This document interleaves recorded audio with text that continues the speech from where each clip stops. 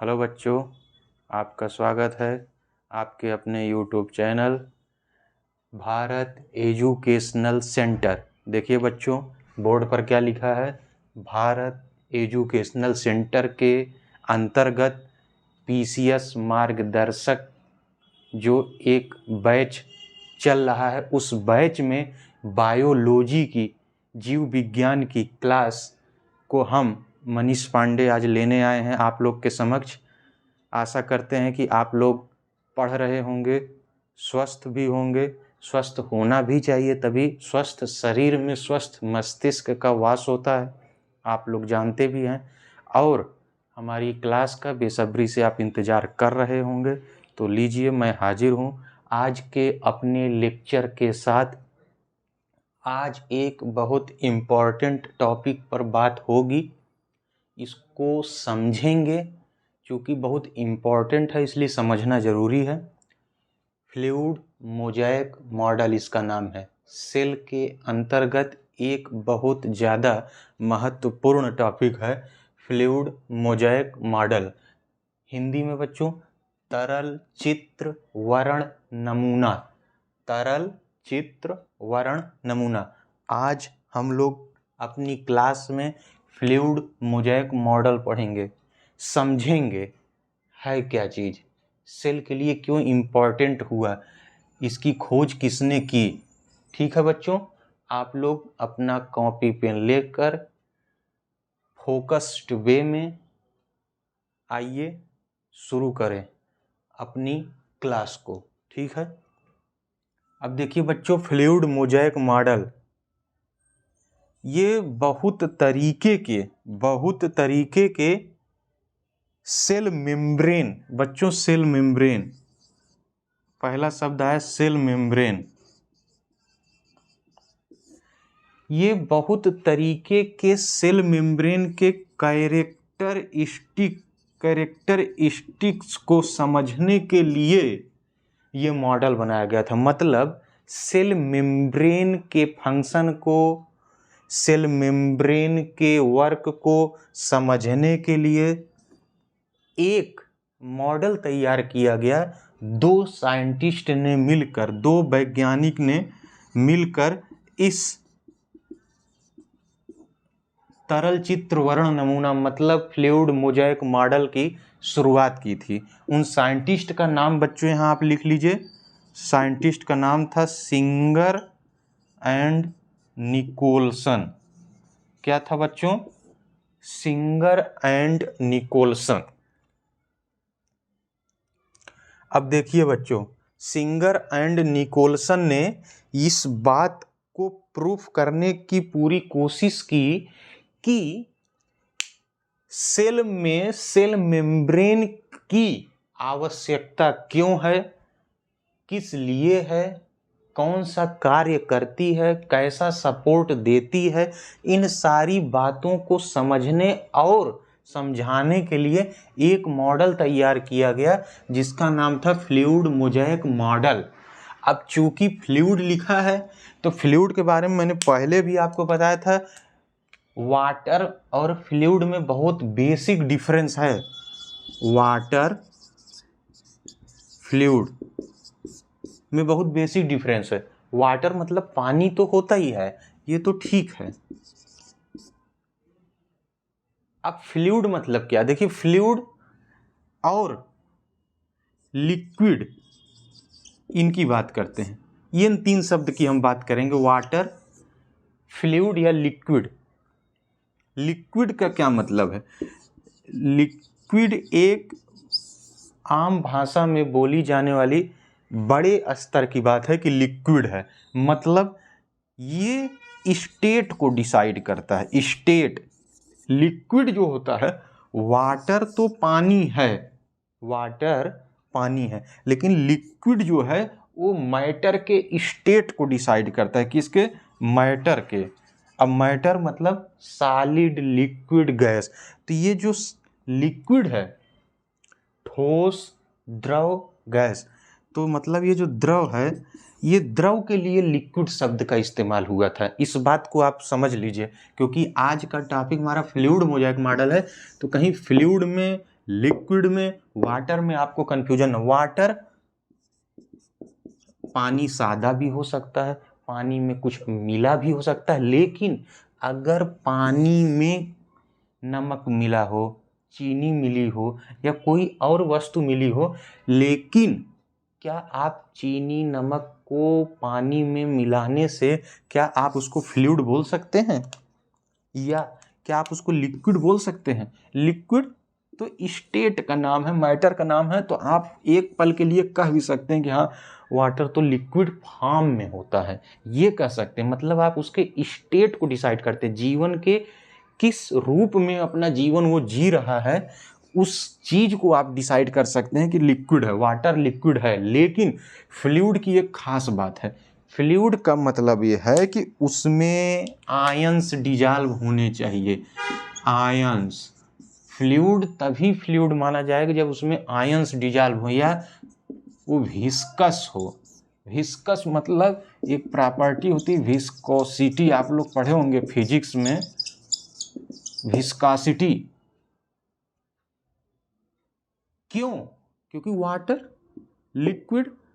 अब देखिए यहां पर ये हिंदी में तरल चित्र वर्ण नमूना जो लिखा है, तरल जो लिखा है, इस तरल को, इस हिंदी के तरल को समझाने के लिए मुझे जो फ्लूइड, वाटर, लिक्विड की तीनों की अलग डिफरेंस आपसे शेयर करनी पड़ी। क्योंकि देखिए तरल जब हम लिखेंगे, ये बहुत आम भाषा है कि जब कोई चीज लिक्विड फॉर्म में है तो उसको तरल, पानी भी तो तरल होता है, फ्लूइड भी तरल होता है, लिक्विड भी तरल होता है, लेकिन हम ये कैसे समझे, जैसे ये तरल लिक्विड के लिए समूचे स्तर पर ठीक बात है, लेकिन क्या ये तरल फ्लूइड के लिए जरूरी है?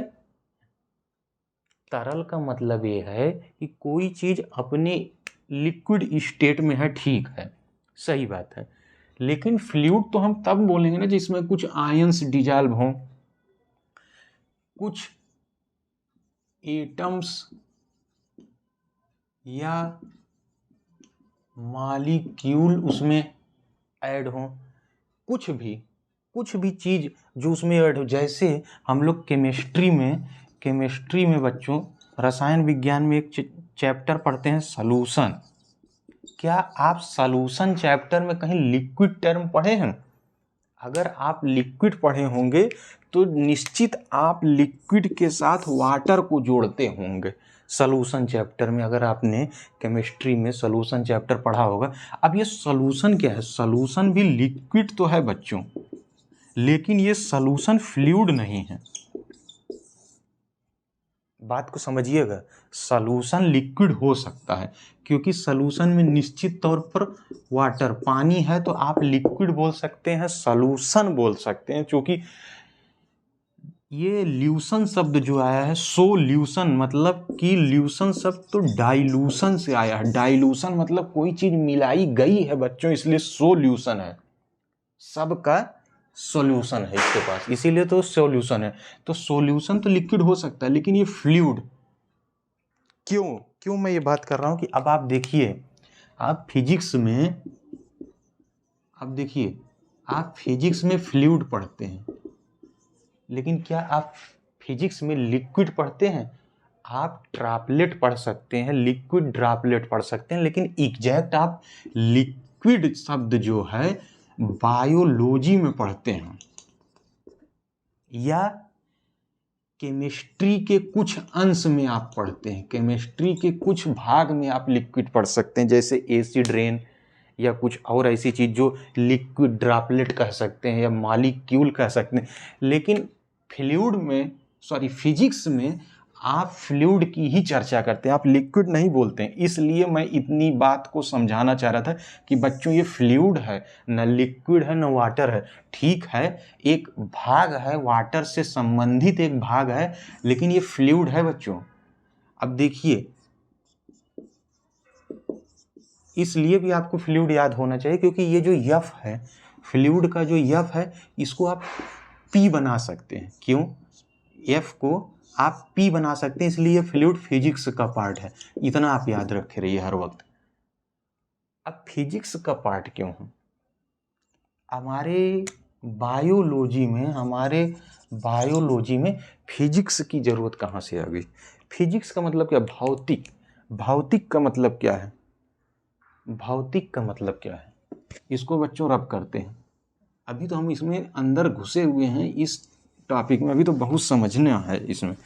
भौतिक मतलब वो जो चीज़ें अपने स्वरूप में बदलाव रखने की क्षमता रखते हैं समय के हिसाब से, इसलिए वो भौतिक है, क्षणिक है। लेकिन केमिस्ट्री और बायोलॉजी में आप कुछ चीज़ें पढ़ते हैं जो कि स्टैटिक है, जो फ्लूइड क्या है? फ्लूइड, एक बात और याद आई, फ्लूइड मोज़ेक मॉडल। फ्लूइड से एक बात और समझ में, एक शब्द आपने पढ़ा है स्टैटिक और डायनेमिक। स्टैटिक या डायनामिक। स्टैटिक मतलब होता है रुका हुआ, फ्लूइड रुका हुआ भी हो सकता है। डायनामिक तैरता हुआ भी हो सकता है, तैरता हुआ, या एक प्रकार से मोशन में। डायनामिक का मतलब एक प्रकार से मोशन में, चलता हुआ। ये जो तैरता शब्द आया बच्चों, तैरता हुआ, इसीलिए कहीं ना कहीं फ्लूइड मोज़ेक मॉडल में ये बात बोली गई, तरल चित्र वर्ण नमूना। अब नमूना तो आप जान ही रहे हैं, नमूना का मतलब तो मॉडल ही होता है। चित्र मतलब दर्शाने की कोशिश की गई है, इससे किसको? सेल मेम्ब्रेन को समझाने और समझने के लिए, दर्शाने की जो जरूरत पड़ी, इसलिए चित्र। तरल समझ गया, फ्लूइड। अब ये वर्ण, वर्ण का मतलब क्या होता है? मतलब जिसको हमने, जैसे आप लोग पढ़ते हैं वर्ण, जैसे आप लोगों ने पढ़ा होगा, अगर आप आशीष सर की क्लास करते हैं तो वो लोग संविधान को हम लोग क्या कहते हैं कि अंगीकृत किया, आत्मार्पित किया कहते हैं। मतलब अपने अंदर उसको लिया है, हमने उस चीज़ को अपने अंदर संजोया है, ढाला है। तो इसलिए वर्ण, वर्ण शब्द आया कि वर से, वर से वर्ण का मतलब ये है कि हमने किसी चीज़ को आत्मसात किया। ये मॉडल इतना प्रसिद्ध हुआ सिंगर एंड निकोलसन का कि इसे हमें वर्ण करना पड़ा। ठीक है। कब आया बच्चों? ईयर आया था 1972। क्या था ईयर? ईयर भी याद कर लीजिए, ये साइंटिस्ट है, ये ईयर है 1972। ठीक है।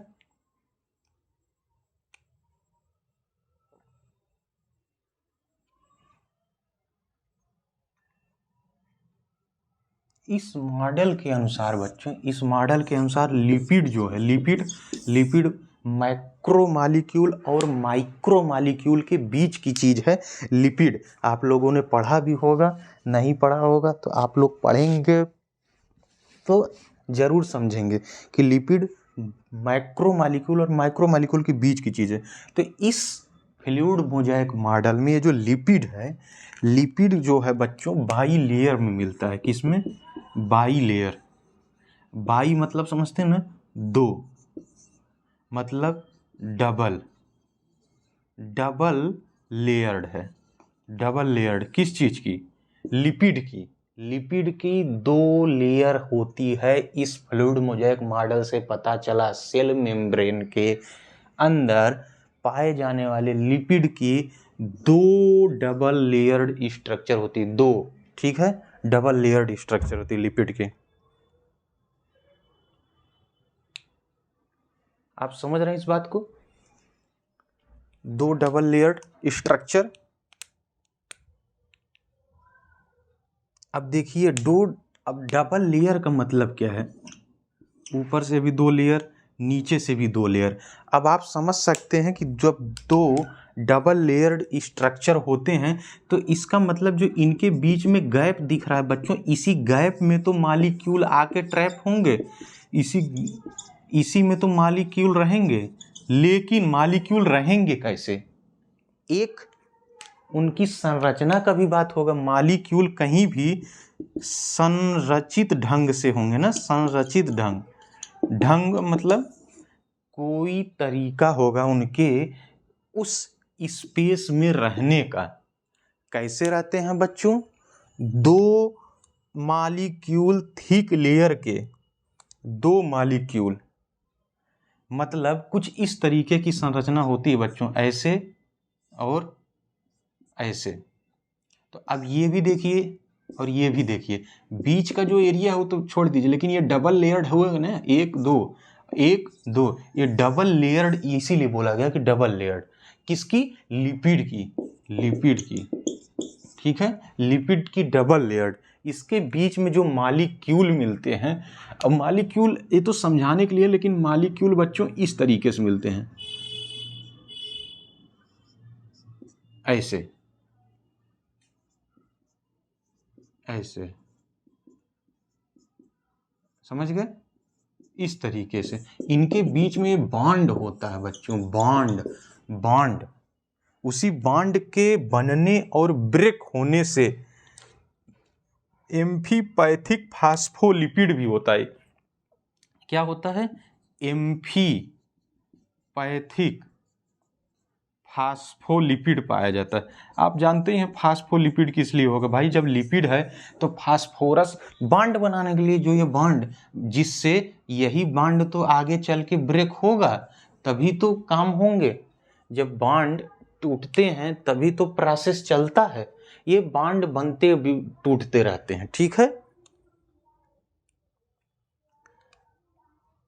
प्रोटीन मॉलिक्यूल इनके अंदर होते हैं, इस एम्फीपैथिक फास्फोलिपिड के अंदर।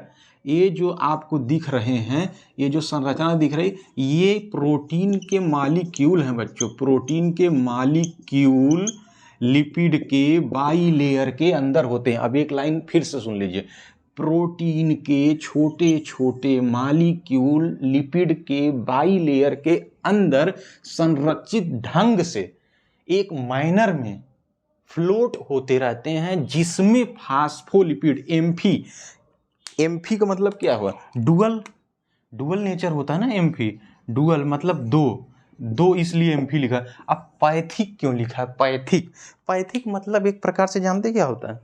मतलब जो चीज बहुत सुचारू रूप से, सुचारू का मतलब है सिस्टेमेटिक ढंग से, सिस्टेमैटिक ढंग से किसी चीज की बारे में जब हम वो करते हैं तो उसको हम पैथिक बोलते हैं। अब फास्फोलिपिड, जब लिपिड है तो फास्फोरस भी तो उसमें होंगे, इसलिए फास्फोलिपिड जो कि बॉन्ड बनाने में सहायता करते हैं, बॉन्ड बनाने में सहायता करते हैं। इसलिए आज हम लोग का टॉपिक क्या है बच्चों? फ्लूइड मोज़ेक मॉडल, जिसको सिंगर निकोलसन ने प्रपोज किया था सेल मेम्ब्रेन के बारे में बताने के लिए।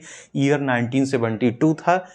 ये लिपिड के बाई लेयर में प्रोटीन की मॉलिक्यूल इस तरह से संरचित ढंग से एक लाइन में मिलती है, जिससे सेल मेम्ब्रेन की संरचना को एक शेप मिलता है और काम में आसानी होती है। इसलिए बच्चों देखिए, वही बात मेरे को बोलना था कि ये जो फास्फोलिपिड बाई लेयर होती है ना बच्चों, ये फास्फोलिपिड बाई लेयर क्या होती है? ये थोड़ा सा इसको हम रब करते हैं, आप लोग लिख लिए होंगे, थोड़ा सा हम इसको यहाँ से रब करते हैं, फिर आगे बात करते हैं।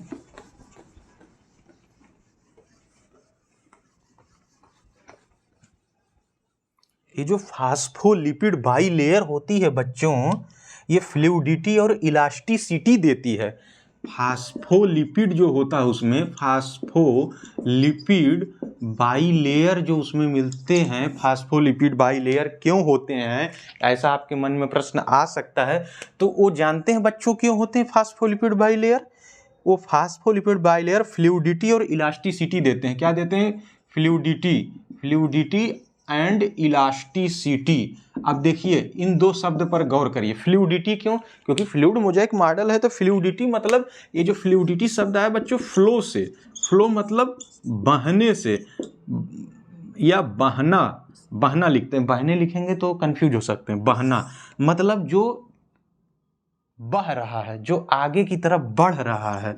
एक प्रकार से ये भी लिख सकते हैं बढ़ रहा है, बह रहा है, ये भी लिख सकते हैं कि बह रहा है। जैसे कोई धारा प्रवाह आगे की तरफ चलती है, कोई स्ट्रीम लाइंड फ्लो होता है, मतलब एक रूप जिसको कहते हैं, एक रूप में जो एक पदार्थ चलते हैं, उसी बात को यहाँ समझाने के लिए फास्फोलिपिड बाइलेयर को बताया गया कि फ्लूइडिटी होती है और इलास्टिसिटी समझ रहे हैं, मतलब कौन कितना फैल सकता है, फैलना, इलास्टिसिटी मतलब फैलना, ठीक है, इलास्टिक है। अब क्यों भाई, जब सेल मेम्ब्रेन हमारी फ्लूइडिटी और इलास्टिसिटी इन दोनों स्टेज को पाएगी तभी तो काम ठीक ढंग से कर पाएगी सेल्स के साथ मिलकर। सेल मेम्ब्रेन की जो रचना बनी होगी उसके अंदर फास्फोलिपिड की जो बाइलेयर मिलती है, उस फास्फोलिपिड की बाइलेयर के अंदर जो प्रोटीन के मॉलिक्यूल होते हैं बच्चों, वो प्रोटीन के मॉलिक्यूल इस मैनर में अरेंज होते हैं कि उनमें एक हाइड्रोफिलिक हेड और हाइड्रोफोबिक टेल होती है। जो हमने ये संरचना बनाई थी, तो ये जो है बच्चों, ये देखिए, ये हाइड्रोफिलिक हेड है और ये हाइड्रोफोबिक टेल है। अब कहीं भी हाइड्रोफिलिक जब आता है, फिलिक का मतलब होता है लव, टू लव या लव, मतलब जो पानी से प्यार करते हैं, पानी से प्यार। अब पानी से प्यार का क्या मतलब उस फ्लूइड के साथ जो अपने संबंध को प्रगाढ़ करके जीवन जी सकते हैं, उनके लिए ये बात है कि हाइड्रोफिलिक कौन सी चीज होती है, हेड, ठीक है, मतलब एक दूसरे से मिल सकते हैं। कैसे, जो हमने संरचना बनाई थी बच्चों, फिर एक बार बना देते हैं। मान लीजिए ये लिपिड बाइलेयर है, तो इनमें जो ये जो एरिया है, इसमें आपको ऐसे ऐसे ऐसे ऐसे, क्योंकि हेड है ना, तो हेड जुड़ कर चलता है। क्यों? क्योंकि उसे तो लिक्विड से या पानी से प्यार है। लेकिन ये जो हाइड्रोफोबिक टेल है, हाइड्रोफोबिक टेल मतलब, फोबिक मतलब होता है हेट, टू हेट, लेकिन जो पानी से हेट करते हैं, मतलब जो पानी से विरोध रखते हैं, वो पानी के विपरीत होंगे भाई। अब जब कोई चीज ऐसे फ्लो हो रही है तो आप समझ सकते हैं कि पानी में हाइड्रोफिलिक हेड्स तो हो सकता है, लेकिन हाइड्रोफोबिक टेल ऐसे ऐसे ऐसे ऐसे होती है बच्चों। क्यों? क्योंकि ये जो मेम्ब्रेन है बच्चों, ये जो मेम्ब्रेन है जो हेड के साथ अटैच है, इसी में तो बॉन्ड ब्रेक होगा, या यही ब्रेक होगा तभी तो चीजें अंदर आ पाएंगी। अगर आप टेल को इधर साइड कर देते हैं, तो जब वो हाइड्रोफोबिक है तो आपके सेल मेम्ब्रेन में कोई चीज ट्रांसफर ही नहीं हो पाएगी, क्योंकि सेल मेम्ब्रेन में कुछ ट्रांसफर भी तो करना है सेल के प्रोसेस को बढ़ाने के लिए।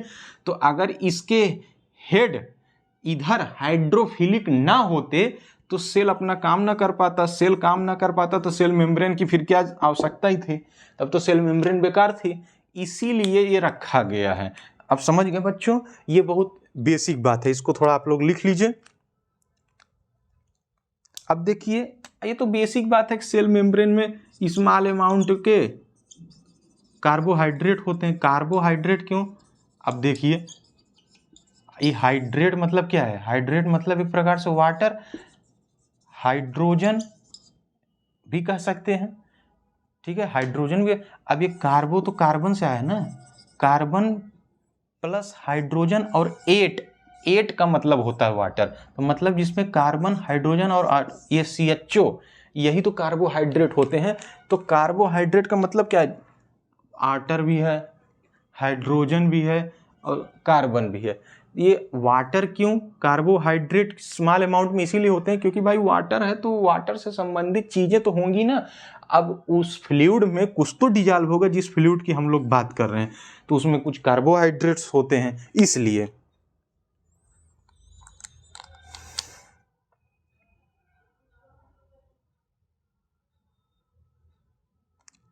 इतना नोट करिए बच्चों, तो हम लोग आगे चलते हैं। आशा करते हैं कि आप लोग हमारे चैनल को लाइक, शेयर, सब्सक्राइब और बेल आइकन को प्रेस करके हमारे नोटिफिकेशन को जानकर आप लोग हमसे जुड़े होंगे। हमारे विभिन्न जो सब्जेक्ट हैं उनसे रिलेटेड जो वीडियोज हैं उनको आप लोग गो थ्रू करते होंगे, पढ़ते होंगे, यहाँ जो मैं लिखाता हूँ लिखते होंगे, उसको रिवाइज करते होंगे। यही तरीके हैं बच्चों आपको अपने एग्जाम में सफलता प्राप्त करने की। ठीक है, तो ये बात हो रही थी बच्चों। अब ये देखिए क्या है, 2 dimensional liquid that restrict the lateral diffusion of membrane component. मतलब ये क्या है कि अब देखिए 2D है, अब ये 2D तो होगा ही भाई, 3D कैसे हो सकता है, क्योंकि फिजिकल फॉर्म में बात हो रही ना, फिजिकल फॉर्म की बात हो रही तो 2D ही होगा ना। मतलब हमारा फ्लूइड मोज़ेक मॉडल जो था वो 2D ही तो होगा, 2 डायमेंशनल होगा, इसीलिए बातें लिखी गई 2 डायमेंशनल। ठीक है, अब लैटरल डिफ्यूजन का मतलब क्या है? वही डिफ्यूजन का मतलब क्या है, ऑस्मोसिस का उल्टा, ऑस्मोसिस का उल्टा डिफ्यूजन। तो डिफ्यूज मतलब कोई चीज कहीं से बाहर की तरफ निकलना, लेकिन लैटरल लिखा है। लैटरल क्यों? क्योंकि ये बाउंड्री है ना बच्चों उसकी, ये बाउंड्री तो लैटरल है ना इसके। जैसे कोई सर्कल है तो उसके लैटरल में ये चीजें चल रही हैं, या एक प्रकार से कह सकते हैं लाइन में चल रही है, तो वहां पर डिफ्यूजन तो होता है। वही तो मैं यहाँ आपको समझाना चाह रहा था कि ये डिफ्यूजन के प्रोसेस से ही तो ये बांड यहाँ से टूटता है, तभी तो चीजें इंटर और आउट होती हैं। वही डिफ्यूजन का प्रोसेस है। डिफ्यूजन मतलब आना जाना जो प्रोसेस होता है, ऑस्मोसिस डिफ्यूजन। ठीक है, ऑस्मोसिस के अंतर्गत हम लोग समझ लीजिए डिफ्यूजन को पढ़ते हैं, वही चीजें इसमें लिखी हुई। आप लोग इतना नोट करिए,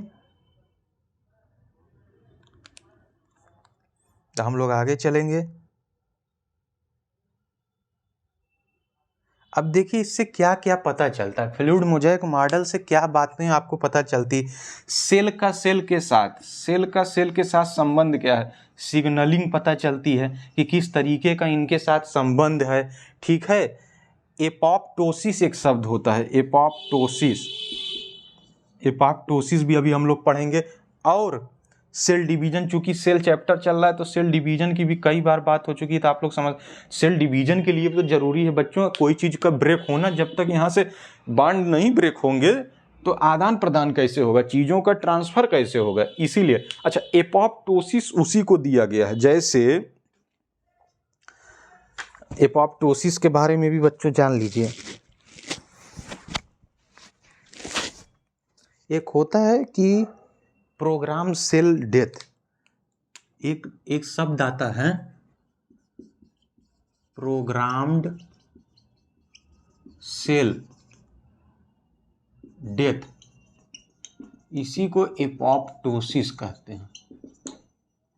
प्रोग्राम सेल डेथ का मतलब ये है कि सेल को पता होता है कि हम कौन से सेल में किस सेल ऑर्गेनेल में कितने दिन खुद को जीवित रख पाएंगे, कब हम अपने आप को खत्म कर सकते हैं। तो क्या होता है कि हमारे शरीर में आपको पता है कि सेल बनती और टूटती रहती, मतलब एक प्रकार से बांड बनता और बांड ब्रेक होता रहता है। तो ये जो बांड बनता और बांड ब्रेक होता रहता है समय समय पे, इसीलिए इसको नाम दिया गया प्रोग्राम्ड सेल डेथ, एपोप्टोसिस। ठीक है, उसी को कहते हैं प्रोग्राम सेल डेथ। ठीक है, अब सेल के सिग्नल का मतलब क्या है, मतलब एक दूसरे से, जैसे हमें आपसे संबंध रखना है तो हम बताते हैं ना कि हम आपके बायोलॉजी के टीचर हैं, तब आप हमसे संबंध रखना शुरू करते हैं कि हाँ ये बायोलॉजी के टीचर हैं, बायोलॉजी सब्जेक्ट पढ़ाते हैं। तो आप फिर कांटेक्ट के लिए आप क्या करते हैं, ये जो सिग्नलिंग लिखी है सेल के साथ सिग्नलिंग का मतलब क्या है, आप हमारे साथ पढ़ने के लिए कापी पेन लेकर बैठते हैं, जो चीज़ मैं यहाँ लिखता हूँ उसको आप नोट करते होंगे या उसको आप पढ़ते होंगे।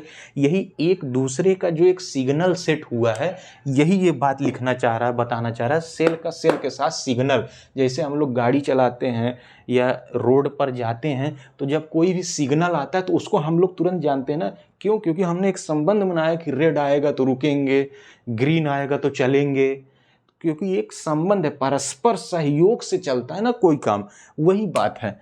इसीलिए देखिए सेल के साथ सेल का सिग्नल का मतलब वही है जो हिंदी में हम बोलना चाह रहे हैं, परस्पर सहयोग, परस्पर सहयोग। अब ये जो शब्द आया है बच्चों, परस्पर सहयोग, ह्यूमन बीइंग के लिए कितना इम्पॉर्टेंट है आप जान सकते हैं।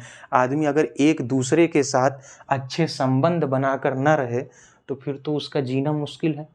इसीलिए सिग्नल का मतलब एक प्रकार से यही है कि जो हमारी इशारों को, बातों को समझ ले। जैसे हम लोग शुरुआत में कम्युनिकेट कैसे करते थे, जो हम ह्यूमन बीइंग थे, उस कम्युनिकेशन का कुछ तो माध्यम रहा होगा, कुछ सिग्नल रहे होंगे, कुछ चीज़ रही होगी जिसके थ्रू हम समझ पाते होंगे यस, नो या और भी चीज़ें। उसी लिए सिग्नल की जितनी ज़रूरत है, इसीलिए लिखा है कि सेल का सेल के साथ सिग्नल, मतलब संबंध कितना गहरा है कि काम हो जाए जिससे। अब सेल डिवीजन के लिए भी महत्वपूर्ण है बच्चों।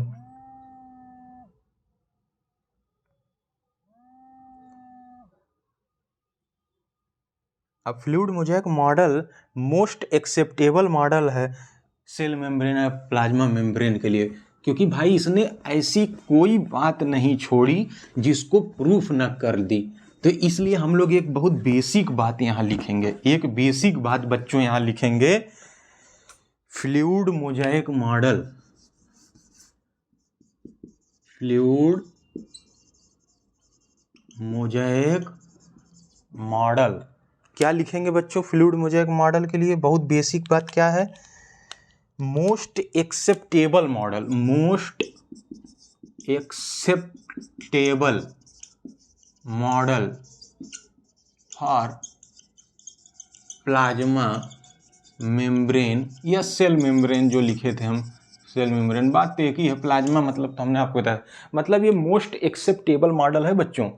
इसको सबसे ज़्यादा सहमति प्राप्त हुई थी कि हाँ फ्लूइड मोज़ेक मॉडल ही वो है, सिंगर और निकोलसन साहब का, जो ये बता सका या बताएगा कि प्लाज्मा मेम्ब्रेन की या सेल मेम्ब्रेन की स्थिति परिस्थिति कैसी होगी, कैसी है, और आने वाले समय में सेल मेम्ब्रेन के साथ किस संबंध के साथ मिलकर ये काम कर पाएगी। इसीलिए इसको मोस्ट एक्सेप्टेबल मॉडल बोला गया बच्चों। इसको आप लोग अपने कॉपी में लिख सकते हैं।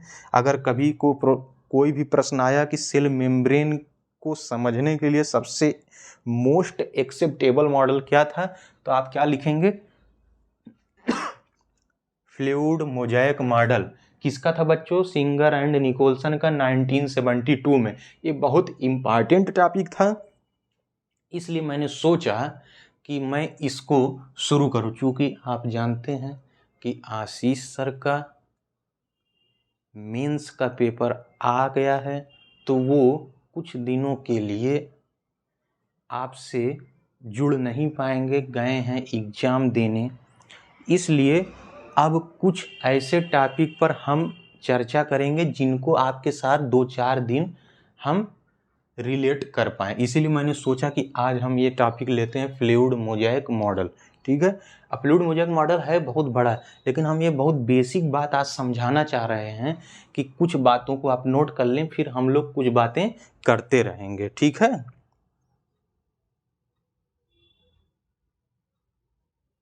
अब देखिए, इस मॉडल का बारे में तो आप सब समझ लिए, लेकिन ये जो फास्फोलिपिड की बाई लेयर है, क्या है, जो सारी बातें की हैं, उसमें एक सबसे महत्वपूर्ण बात आपके मन में आ सकती है कि आखिर सेल मेम्ब्रेन का फ्लूइड मोज़ेक मॉडल से संबंध क्या है, वो समझे आप। और संबंध किस तरीके से ये निभा रहा है, मतलब किस रूप में ये कार्य कर रहा है कि इसके साथ इसका संबंध बना हुआ है। सेल मेम्ब्रेन का सेल के साथ संबंध बना हुआ है, इस फ्लूइड मोज़ेक मॉडल से क्यों पता चल पाया? क्योंकि इसका फंक्शन समझिए क्या है।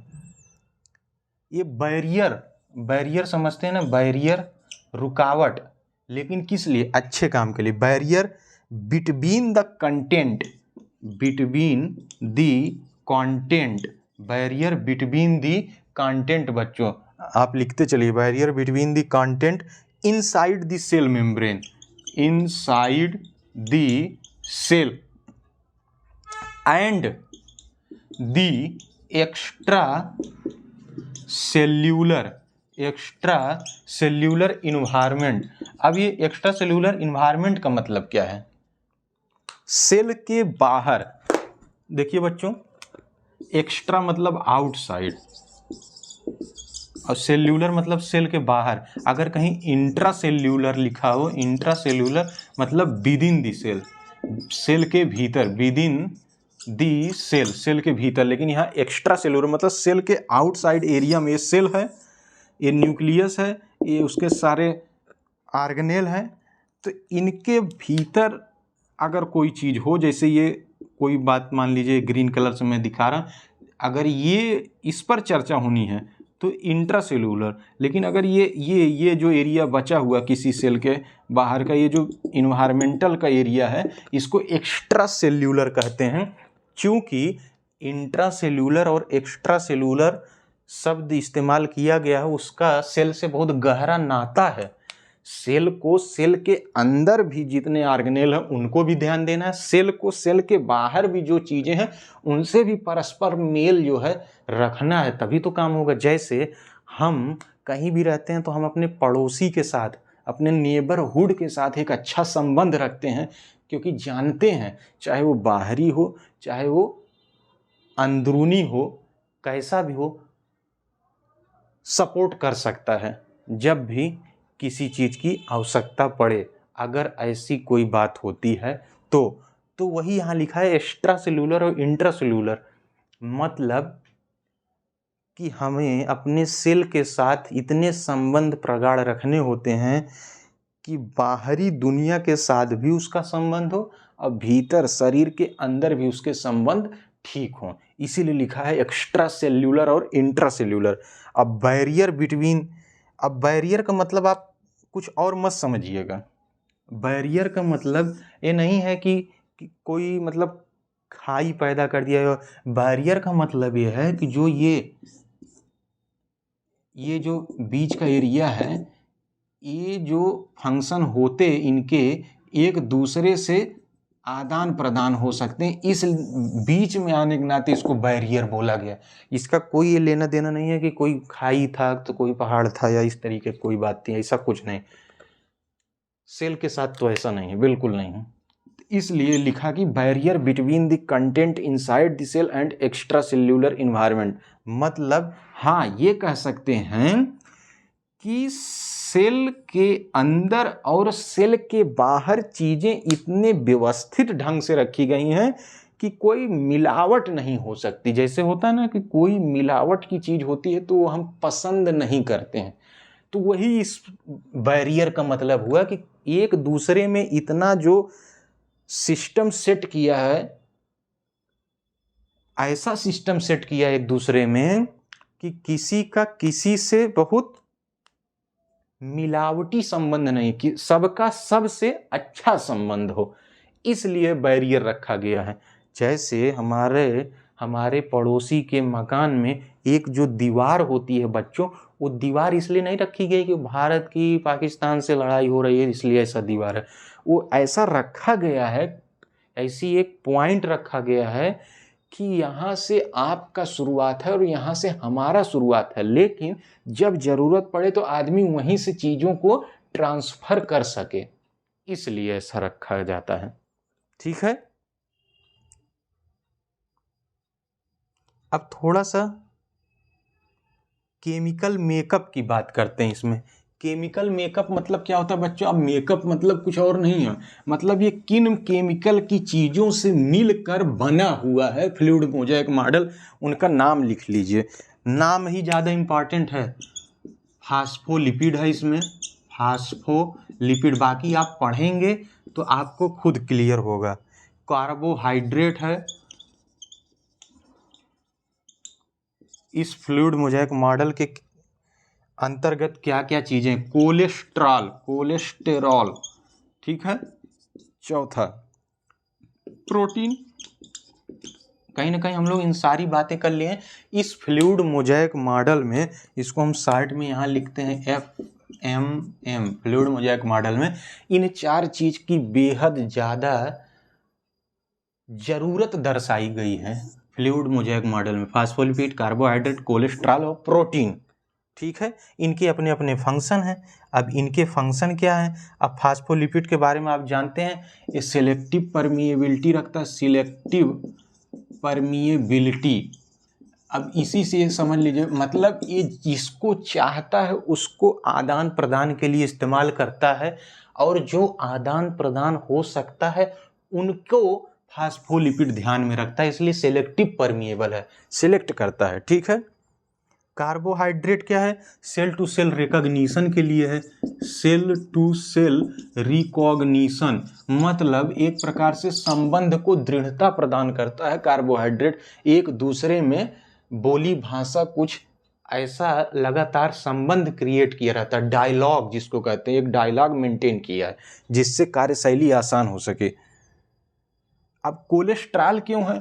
कोलेस्ट्रॉल ये प्लाज्मा मेम्ब्रेन को अपनी फ्लूइडिटी, ये प्लाज्मा मेम्ब्रेन को अपनी फ्लूइडिटी रिटेन करने, अपनी फ्लूइडिटी मतलब वो तरलता को मेंटेन करने के लिए, को रिटेन कह सकते हैं, मेंटेन तो एक अलग बात है, रिटेन मतलब यथावत उसी स्थिति में रख पाए, इसलिए कोलेस्ट्रॉल की आवश्यकता होती है। अब प्रोटीन की बात क्या है? प्रोटीन क्या करता है बच्चों? Channel forms, channel. अब चैनल मतलब क्या है? चैनल मतलब क्या है? एक दूसरे का घनिष्ठ संबंध ही तो चैनल है, वही डायलॉग, वही संबंध, form channel to allow movement of molecule, to allow movement of molecule, movement of molecule, इसलिए इसकी आवश्यकता है, किसकी? प्रोटीन की। Form channel to allow movement of molecule. ठीक है बच्चों, आप लोग इस बात को समझ रहे होंगे, ये बात आप लोग नोट कर लीजिए, ये ज़्यादा इम्पॉर्टेंट बात थी। रही बात एक्सपेरिमेंटल एविडेंस की, तो एक्सपेरिमेंटल एविडेंस में कई बातें बोली गई, जैसे कि एक्सपेरिमेंट किए गया, एक्सरे डाइफ्रैक्शन से चेक किया गया क्या फ्लूइड मोज़ेक मॉडल हर तरीके से सक्षम है कि नहीं। ठीक है, उनकी लेबलिंग चेक की गई, विस्कोसिटी चेक की गई लिपिड की, बाइलेयर की, क्या वो डायनेमिक है कि स्टैटिक है। तो ये एविडेंस प्राप्त करने के लिए डेविसन डैनियली एक साइंटिस्ट थे, डेविसन डैनियली, जैसे इनका fluid mosaic model double layer पर आधारित था, वैसे उन्होंने ट्रिपल लेयर पर एक मॉडल प्रस्तुत किया। चूँकि साइंटिस्ट लगातार किसी न किसी चीज़ की खोज में थे, वो तो एक्सेप्टेंस बाद में मिली सबसे ज़्यादा इसको, फ्लूइड मोज़ेक मॉडल को, सिंगर निकोलसन को, लेकिन लोग अपने तरफ से प्रयासरत थे साइंटिस्ट कि और कितना अच्छा हो सकता है। एक रॉबर्टसन यूनिट मेम्ब्रेन मॉडल भी आया था इसी बीच में रॉबर्टसन यूनिट मेम्ब्रेन मॉडल, चूँकि ये बहुत ज़्यादा विख्यात नहीं हुआ इसलिए इसकी बात भी नहीं की है। डेविसन डैनियली का भी जो बात हमने बताई ट्राई लेयर, वो भी बहुत ज़्यादा मतलब एक्सेप्टेंस नहीं पाया जितना कि ये फ्लूइड मोज़ेक मॉडल पाया, इसीलिए हमने आज इसको विस्तार में चर्चा करने के लिए अपने सब्जेक्ट में शामिल किया कि आज हम लोग फ्लूइड मोज़ेक मॉडल को थोड़ा सा समझेंगे। उसके बाद सब्सिक्वेंट डेवलपमेंट हुए, इसके बाद सब्सिक्वेंट डेवलपमेंट। अब इसका क्या मतलब है? जैसे कोई रोड बनती है तो रोड जहाँ तक बनी होती है वहीं तक यातायात सुगम होता है, लेकिन जहाँ रोड नहीं बनी होती वहाँ यातायात सुगम नहीं होता है। तो फ्लूइड मोज़ेक मॉडल के आने से सेल मेम्ब्रेन की काफ़ी जो दुर्गमता थी वो सुगमता में बदल गई, लेकिन आने वाले समय के लिए और भी डेवलपमेंट के पोर्शन और भी डेवलपमेंट की चीज़ें तराशी गई कि और कितनी चीज़ें सेल मेम्ब्रेन से संबंधित अच्छी बातें या क्या ऐसी कार्यशैली है जिनको हम आगे के समय के लिए जान सकते हैं, इसलिए सब्सिक्वेंट डेवलपमेंट हुआ। मतलब अब सब्सिक्वेंट डेवलपमेंट में एक तो ये देखा गया कि मेम्ब्रेन जो बनी है, सेल मेम्ब्रेन जो बनी है बच्चों, सेल मेम्ब्रेन की एसिमेट्री का क्या रोल है, क्यों मेम्ब्रेन एसिमेट्रिकल होना चाहिए। मेम्ब्रेन एसिमेट्री क्या है बच्चों? नॉन बाइलेयर मेम्ब्रेन क्या है, मेम्ब्रेन कर्वेचर क्या है, lipid movement with in the molecule, ये सबसे ज़्यादा इंपॉर्टेंट है। लिपिड मूवमेंट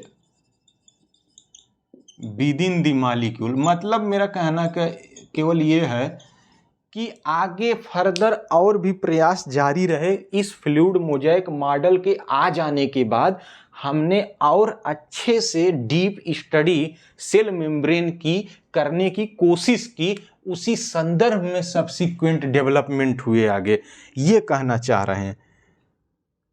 अब देखिए रेस्ट्रिक्शन टू बाइलेयर फ्लूइडिटी, मतलब ये एक और भाग आया उसमें कि क्यों लिपिड का बाइलेयर ही रहा। सबसे मुख्य कारण कि सिंगर और निकोलसन ने लिपिड का बाइलेयर ही क्यों रखा, तो उसकी चर्चा भी हमने कर ली है कि बाइलेयर में क्या है कि जो मॉलिक्यूल ट्रैप होते हैं, वो प्रोटीन के जो मॉलिक्यूल होते हैं उनको एक फिक्स शेप मिलता है, फिक्स साइज मिलती है, फिक्स्ड शेप एंड साइज मिलती है, इसलिए डबल मेम्ब्रेन मॉडल रखा गया और एक चैनल बन सके। चैनल कैसे बनता है? चैनल यही तो है चैनल, ये मतलब एक स्ट्रीम लाइन फ्लो के लिए एक चैनल बन सके, मतलब एक जो कार्य सुगमता से हो सके उसके लिए रखा गया। प्रोटीन के कॉम्प्लेक्सेस क्यों रखे गए, ये भी बातें आप लोग समझ गए इसमें। अब देखिए, और आप जानते हैं बायोलॉजी, भाई बायोलॉजी जो है साइंस के एक महत्वपूर्ण अंग है। तो साइंस में आप जानते हैं कि साइंस में डेवलपमेंट और साइंटिस्ट ने अलग अलग तरीके की खोज करना, वो सारी चीज अनवरत चलती रहती हैं और चलती ही रहेंगी। वैसे बायोलॉजी में कुछ न कुछ इन्वेंशन आगे और होते रहेंगे। जितना हो चुका है उतने की पढ़ाई हम आप करते हैं, जितना हो जाएगा उसकी भी पढ़ाई हम लोग करेंगे या आने वाली पीढ़ियां करेंगी। इसलिए कहने का मतलब बायोलॉजी में या साइंस में एक चीज़ है, क्योंकि साइंस का अगर बहुत बेसिक बात की जाए तो आप जानते हैं सिस्टमेटिक स्टडी को साइंस कहते हैं। साइंस मतलब है सिस्टमेटिक स्टडी। अब अगर विज्ञान की मूलभूत की परिभाषा को समझे तो यही है, सुव्यवस्थित, सुसंगठित एवं क्रमबद्ध ज्ञान को विज्ञान कहते हैं। ये आप सब जानते होंगे, नहीं तो आज आपने हमारे मुंह से सुन लिया है, वाणी को आपने सुना है, तो आप हो सकता है इस बात से सहमत हो कि किसी भी सुसंगठित, सुव्यवस्थित एवं क्रमबद्ध ज्ञान को विज्ञान कहते हैं। तो इसलिए अब ये जो बातें मैं बता रहा हूँ, ये इसलिए बता रहा हूँ कि ऐसे ही आप लोग जब अपने सब्जेक्ट को पढ़ें तो उसे रिलेट कर सकें, उसे एक दूसरे से जोड़ कर पढ़ें, तो इससे क्या होगा कि आप बहुत बड़ी चीज़ को छोटी चीज़ में कन्वर्ट कर पाएंगे और अच्छे से आप अपने ब्रेन में रख पाएंगे। ये बातें थी आज फ्लूइड मोज़ेक मॉडल की। अब मुझे लगता है कि इसमें कोई ऐसी बात तो बची नहीं है जो हमको बतानी है। अब ज़्यादातर ये है कि जो इसमें शब्द आए थे प्लाज्मा मेम्ब्रेन, एक शब्द आया था ना प्लाज्मा मेम्ब्रेन, वो प्लाज्मा मेम्ब्रेन वर्ड जो है शब्द बच्चों किसने दिया था? फेफर, एक साइंटिस्ट थे उनका नाम था फेफर। पी से शुरुआत है लेकिन पी साइलेंट है बच्चों, फेफर। और जो सेल मेम्ब्रेन शब्द था, यहाँ लिख देते हैं कोई बात नहीं, यहाँ अब जब प्लाज्मा मेम्ब्रेन लिखे तो यहाँ सेल मेम्ब्रेन, और सेल मेम्ब्रेन जो शब्द है सबसे पहले इसको यूज किए थे नगेली और क्रैमर। साइंटिस्ट का नाम था नगेली एंड क्रैमर। ये छोटी छोटी बातें इसलिए लिखवा देते हैं कि कभी आपके एग्जाम में आई तो आप इसे भूल ना जाएं। और ईयर भी लिख लीजिए इसका 1855, 1855। और एक टर्म इसी से मिलता जुलता है, प्लाज्मा लेमा। प्लाज्मा मेम्ब्रेन जैसे है प्लाज्मा लेमा। अब प्लाज्मा लेमा जो है इसको दिए थे जेके प्लोव, इनका नाम था जेके प्लोव। ठीक है, ये बातें आप लोग नोट कर सकते हैं। और आज की क्लास जहाँ तक मुझे समझ में आ रही है समाप्ति की ओर बढ़ रही है। लेकिन फिर भी मैं एक बात बताते चलूँ कि जो सिंगर निकोलसन साहब का मॉडल था, इसमें सिंगर एंड निकोलसन साहब के मॉडल में एक बात आप लोग लिख सकते हैं कि जो एक तो ये बात आपने जान गई कि मोस्ट एक्सेप्टेबल मॉडल था, उसमें भी आप एक चीज़ नोट कर सकते हैं, उसका वॉल्यूम 75 एंगस्ट्रॉम या 7.5 नैनोमीटर। ये जो फ्लूइड मोज़ेक मॉडल था, इसमें बहुत सी चीज़ों का उपयोग करके इन दो साइंटिस्ट ने ये बात बताई थी कि हमारा सेल मेम्ब्रेन कैसा वर्क करता है। ठीक है बच्चों, तो मुझे लगता है कि आज की क्लास मुझे यहीं तक रखनी चाहिए। फ्लूइड मोज़ेक मॉडल को एक बार आप लोग अपने स्तर पे अच्छे से पढ़ लीजिएगा, वीडियो देख लीजिएगा। अगर फिर भी कोई डाउट आता है तो आप हमारे चैनल के लिंक पर जाकर कमेंट बॉक्स में कमेंट कर सकते हैं, उसका उत्तर मैं ज़रूर दूंगा। ठीक है बच्चों, तब तक के लिए आप पढ़ते रहें, निरंतर पढ़ते रहें। जय हिंद, जय भारत।